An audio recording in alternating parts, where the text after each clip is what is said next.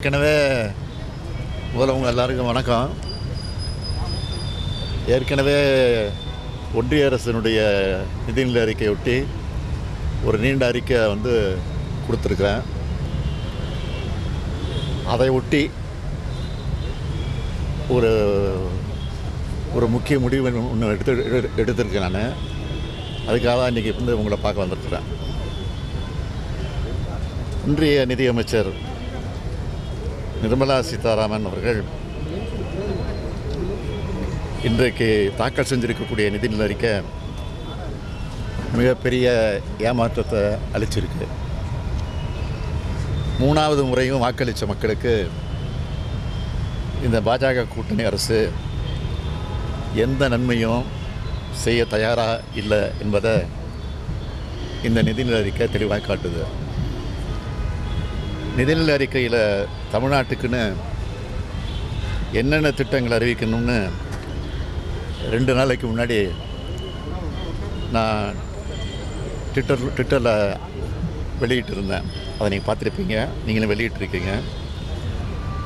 பல கோரிக்கைகளை அதில் எடுத்து வச்சேன். இந்த நிதிநிலை அறிக்கையில் அதெல்லாம் இடம்பெறணும், எதிர்பார்க்கணும் அப்படின்னு சொல்லி. 3 ஆண்டுகளாக விடுவிக்கப்படாமல் இருக்கக்கூடிய சென்னை மெட்ரோ ரயில் திட்டத்துக்கான நிதியை விடுவிக்கணும். கோவை மற்றும் மதுரை மெட்ரோ ரயில் திட்டங்களுக்கான ஒப்புதலை விரைந்து வழங்கணும். தமிழ்நாட்டில் ஏற்கனவே அறிவிச்சிருக்கக்கூடிய ரயில்வே திட்டங்களை விரைந்து செயல்படுத்த நிதி ஒதுக்கீடு செய்யணும். தாம்பரம் செங்கல்பட்டு இடையே மேம்பால விரைவு சாலை திட்டத்துக்கான ஒப்புதலை வழங்கணும். இப்படின்னு சில கோரிக்கைகளை நான் எடுத்து வச்சுருந்தேன். ஆனால் எதையுமே நிதியமைச்சர் நிர்மலா சீதாராமன் இந்த பட்ஜெட்டில் அறிவிக்கலை, ஒன்றிய பட்ஜெட்டில் அறிவிக்கலை.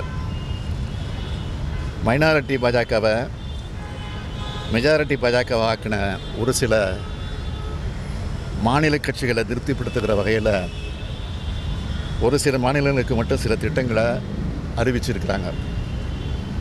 அறிவிச்சிருக்கிறாங்களே தவிர அதையும் நிறைவேற்றுவாங்களாங்கிறது சந்தேகம்தான் என்னை பொறுத்த வரைக்கும்.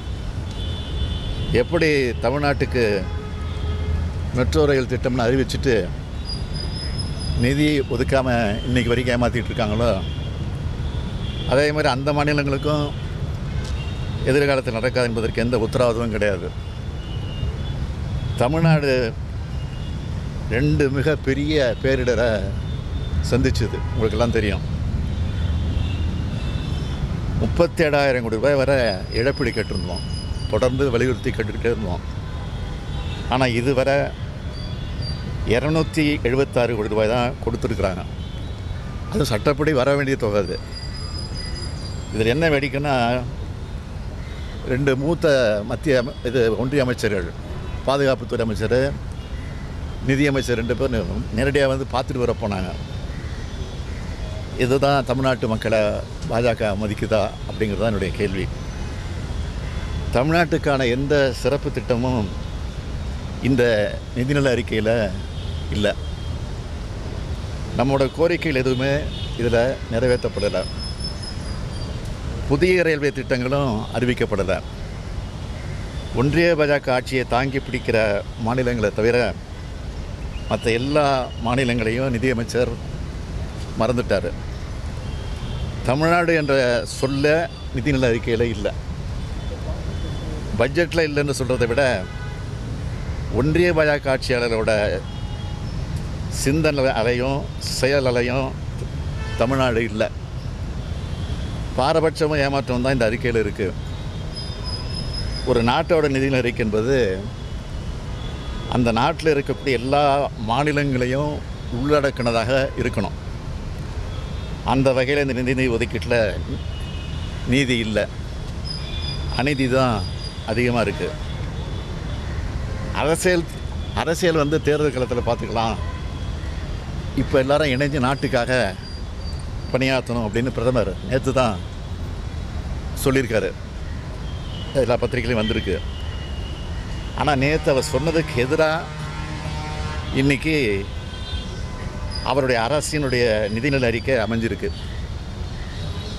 வாக்களித்தவங்களுக்கு மட்டும் இல்லை, வாக்களிக்காதவங்களுக்கும் நன்மைகளை செய்கிறது தான் ஒரு சிறந்த அரசுன்னு நான் தொடர்ந்து சொல்லிகிட்டு இருக்கேன்.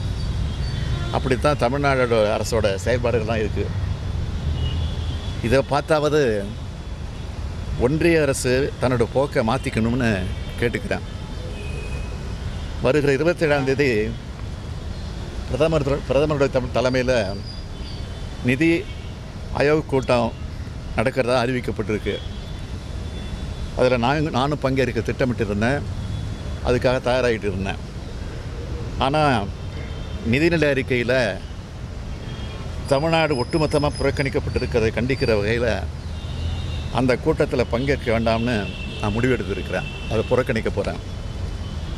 எப்படி தமிழ்நாட்டை புறக்கணிக்கிற ஒன்றிய அரசோட கூட்டத்தை ஒட்டுமொத்தமாக புறக்கணிக்கிறது தான் சரியானது அது அப்படின்னு நான் நினைக்கிறேன். தமிழ்நாட்டோட தேவைகள், உரிமைகள் நிலைநாட்ட மக்கள் மன்றத்தில் தொடர்ந்து நாங்கள் போராடுவோம். நாளைய தினம் நம்முடைய எம்பிக்கள்லாம் டெல்லியில் போராட்டம் நடத்த போகிறாங்க அப்படின்னு செய்தி வந்திருக்கு. அதுக்கு நாங்கள் அனுமதியும் கொடுத்துருக்கோம். வணக்கம். 40க்கு 40 வெற்றி தான் தமிழ்நாடு புறக்கணிக்கப்படுவதற்கான காரணம்னு நினைக்கிறேன். தமிழ்நாட்டு மக்கள் மேலே அவ்வளோ ஆத்திரத்தில் இருக்காங்க. அவங்க